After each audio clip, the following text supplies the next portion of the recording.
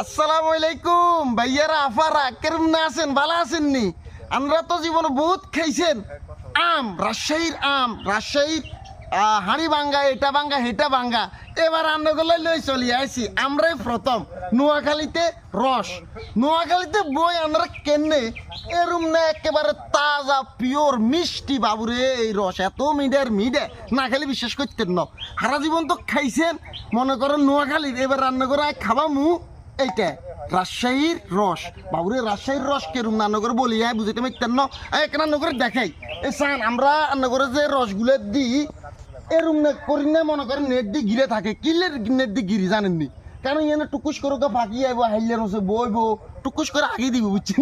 ওরে যদি হাইলে বিতে হরে আমও শেষ, চালাও শেষ। রান্না করে কি 2 নম্বর জিনিস খাওয়াইতে মারুমনি কর না। তারপরে যাই হচ্ছে এখানে আবার হচ্ছে একটা আছে এন্তন মানে রস পড়ে। আর এই রস কিন্তু ফাঁকিয়ে খায়, তারপরে যে বিভিন্ন পোকামাকড়ে খায়। তো যেন ওইগুলো না খাইতে পারে, ওগুলো যেন জুই যেন না বসতে পারে। হেলে নেট দিয়ে সুন্দর করে কি করছি গিরে দিয়ে দিছি।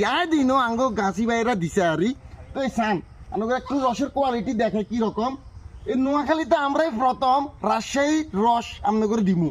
তাও আবার মাইজদি শহরে যারা আশেপাশে আছেন আনি যায় কিন্তু আন্ন করে ডেলিভারি দিব বুঝছেন নি। আর যারা কেন দূরে টুরে আছেন আন্ন করে মনে করেন কুরিয়ার ম্যানের মাধ্যমে দেওয়া হইব ইনশাল্লাহ। তো এই যে দেখেন কেরুম নাঙ্গ রস বাবুরে, মাশাল্লাহ মেলা উঠছে এই সান, মাশাল্লাহ।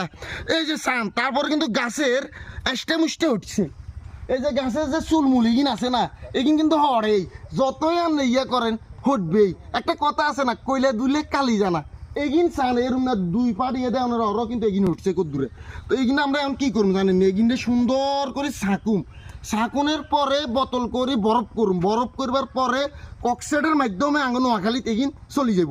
হেয়ার পরে আন্ন করে একেবারে বাইয়ে আন্ন করে এগিন ডেলিভারি দিব ইনশাল্লাহ। নোয়াখালীতে আমরা প্রথম কাঁচা রস আমরা করে দিমু। তো যারা নেবেন অবশ্যই উড়াই ধরে কি করবেন, রসের লাই অর্ডার করে ফেলাবেন।